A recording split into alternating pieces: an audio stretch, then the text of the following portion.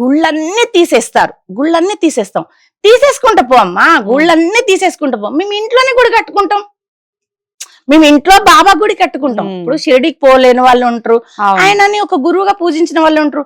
అబ్బాకి పంజాగుట్ట పోదాం, గంత దూరం ఏం పోతాం అని పోయే వాళ్ళు ఉంటారు. ఇప్పుడు అది కూడా నువ్వు తీసేస్తే తీసి పుణ్యం కట్టుకొని అయినా కట్టుకోదు, అదేం లేదు. వినాశకాలమే విపరీత బుద్ధి అనేది అంటారు కదా, అవన్నీ మాకు రాదు. అది నీకు వచ్చిన ఆలోచన ఏంటో, అసలు నువ్వు ఏం మాట్లాడుతున్నావో, ఎవరిని పడితే ఏజ్ చూడవు, వాళ్ళది అసలు వాళ్ళది ఏంటని చూడవు. వాడు వీడు వీడు వాడు అంటే ఎందుకు పోయి మణిదీపేశ్వరమ్మ అని అది డబ్బులు అంతా మందిని మోసం చేసి అమ్మవారు ఏల్సింది అని ఏవేవో చెప్తుంది, పోయి దాని మీద పడు.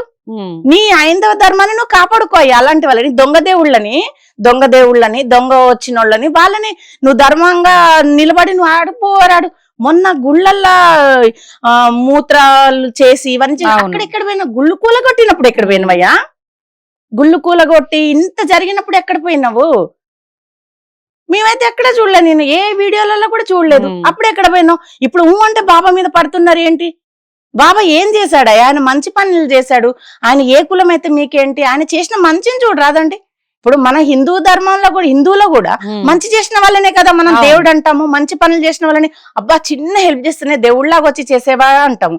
మరి బాబా సాక్షాత్తు పెద్ద పెద్ద రోగాలని నయం చేశాడు, పెద్ద పెద్ద ప్రాబ్లం నుంచి బయటపడేశాడు. మరి ఆయనని ఆ విధంగా చూడొచ్చు కదా. ముస్లిమ్స్ అయితే ఏంది, ఇప్పుడు నీ టార్గెట్ ఏంటి? ముస్లిమ్స్ లని మనం యాక్సెప్ట్ చేయొద్దు, అంతే కదా. ముస్లిమ్స్ ని గాని ముస్లిమ్స్ దేవుళ్ళని గాని యాక్సెప్ట్ చేయొద్దు. సరే బాబా ముస్లిమ్స్ అనుకుందాం, ముస్లిమ్స్ దేవుళ్ళని యాక్సెప్ట్ చేయనప్పుడు నువ్వు ఇండియాలో ఉన్నా వస్తుంది బూత్ గానీ నేను మాట్లాడు, ఎందుకంటే మాకు ఒక సంస్కారం ఉంది. ఇండియాలో ఉన్న దర్గాలన్నీ మొత్తం ఎక్కడెక్కడ ఉన్నాయో మొత్తం నువ్వు ఆ దేవుళ్ళు ఎక్కడెక్కడ నెరిశారో, ఇప్పుడు అన్నారం షరీఫ్ అని, జాన్పాడ్ సైదులని, ఇంకెక్కడెక్కడ చాలా ఉన్నాయి, నిజామాబాద్ లో ఉన్నాయి.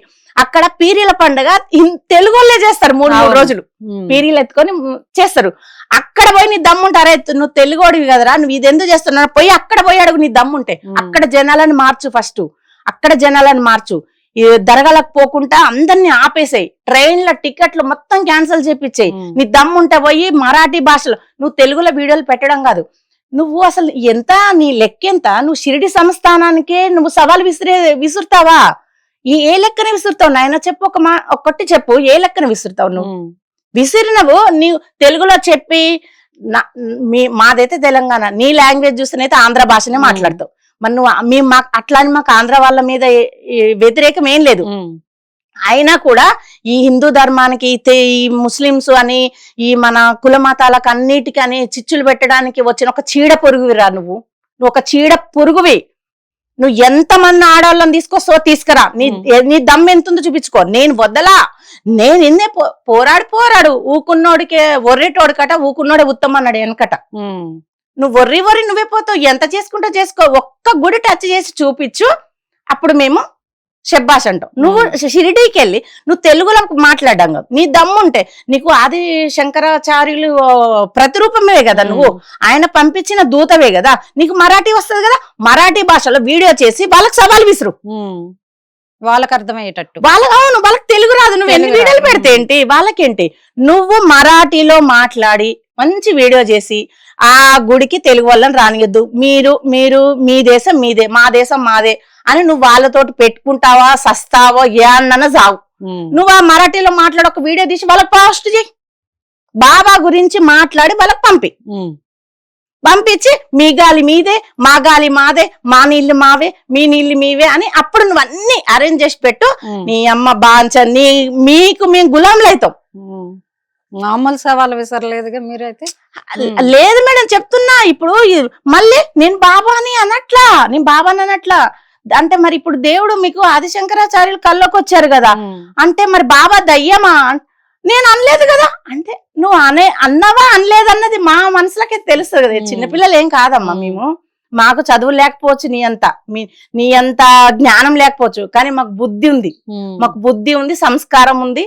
మాట్లాడే ఎవరికి ఏ రెస్పెక్ట్ ఇవ్వాలో అది ఇచ్చేది ఉంది. ఇప్పుడు మన ఇంట్లో ఏజ్ ఉన్న అమ్మ నాన్న ఉంటారు కదమ్మా. ఉంటారు బయట వాళ్ళు. మన అమ్మ నాన్న ఏజ్ ఉన్న వాళ్ళని చూస్తే బస్ లో కానీ ట్రైన్ లో కానీ వెళ్తే అయ్యో మనకు సడన్ గా వాళ్ళు గుర్తుకొస్తారా రారా, అయ్యో పాపం అదే పొజిషన్ లో మా అమ్మ ఉంటే అలా నిలబడతామని కూర్చోమ్మా అని ఎంతో మంది ఇస్తారు. అవును. కొంతమంది ఇయ్యరు, కొంతమంది ఇస్తారు. అంటే వాళ్ళు తల్లిదండ్రిని దృష్టిలో పెట్టుకొని ఇస్తారు కదా.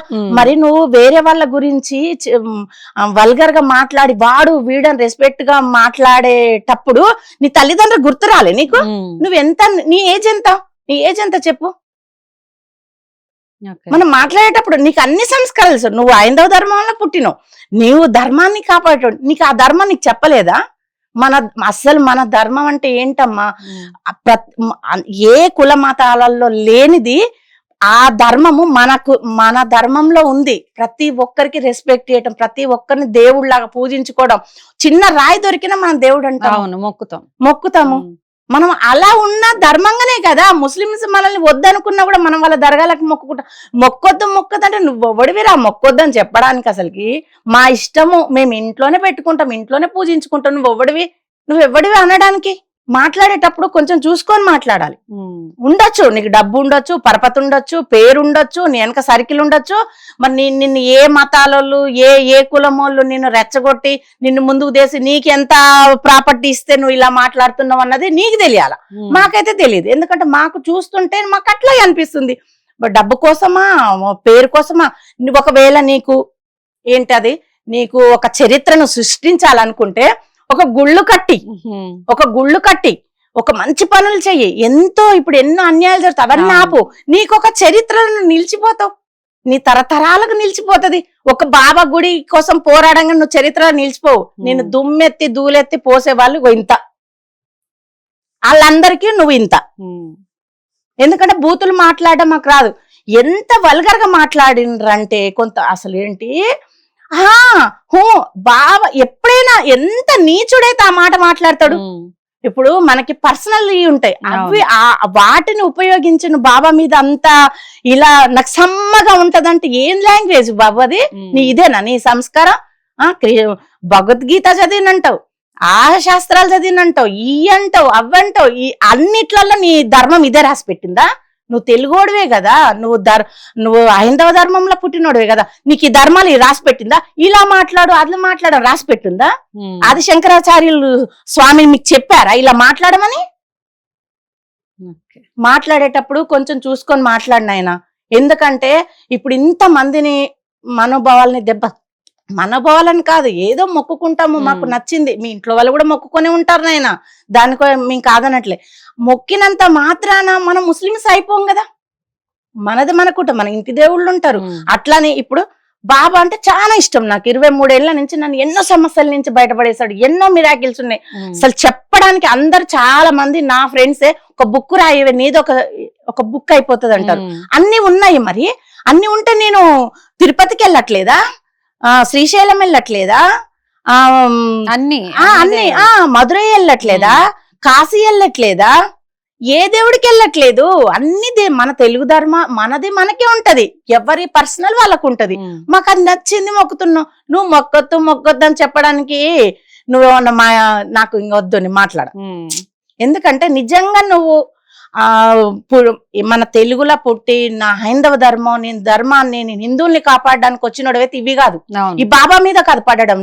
నువ్వు పడే రేపులు చేసే నా కొడుకుల్ని, గుళ్ళల్లా ఇది చేసే వాళ్ళని, ముస్లింస్ ని ధైర్యం చేయి. తురక అంటే తుర్కోళ్ళు తంతర్రా నాయన నేను పట్టుకొని. తురక అని అంటున్నావు. తుర్కోడైతే మనిషి కదా, ఆడే ఏరే గాలి పిలుస్తున్నాడా, మనం ఏరే గాలి పిలుస్తున్నావా? నువ్వు ఫస్ట్ నువ్వు హిందువుల్ని నిలబెట్టాలి, హిందూ ధర్మాన్ని కాపాడాలి అన్నోడివి. నువ్వు ఇదొక్కటే చేయి. ఫస్ట్ హిందూ వాళ్ళకు ఒక నిలు తీసుకురా, హిందూకి ఒక గాలి, మనం పీల్చే గాలిని ఇది హిందూ గాలి సపరేట్ చేయమన్నా, ఇది ఒక హిందూ గాలి, ఇది మన హిందువులమే పీల్చుకోవాలి. ఇది హిందువులు తాగే వాటరు, ఇది హిందువులే తాగాలి అని ఈ రెండు తెచ్చి పెట్టినాయన. ఈ పంచభూతాలు అన్ని వచ్చి నీ పాదాల కాడ ప్రణామం అంటాయి. ఇది ఒక్కటి చేయనాయన. నువ్వే తిట్టడం కాదు, ఇష్టం వచ్చినట్టు మాట్లాడగదు, యూట్యూబ్ ఛానల్ ఉంది కదా అని ఎన్నంటే అన్ని పెట్టుకోవడం కాదు. ఎవరికి నోటి ఇగో ఒర్రి ఏదో అంటాడు. ఇక నాకు సామెతలు కూడా చాలా వస్తాయి, కానీ నేను అన. ఎందుకంటే మాకు తెలంగాణలో మస్తు ఉంటాయి, కానీ అనను. ఎందుకంటే అవి వల్గర్ గా అనిపిస్తాయి. అందుకే అవి కూడా అన్న. మనము ఒర్రేటోడికి ఊకున్నోడే మొగుడు.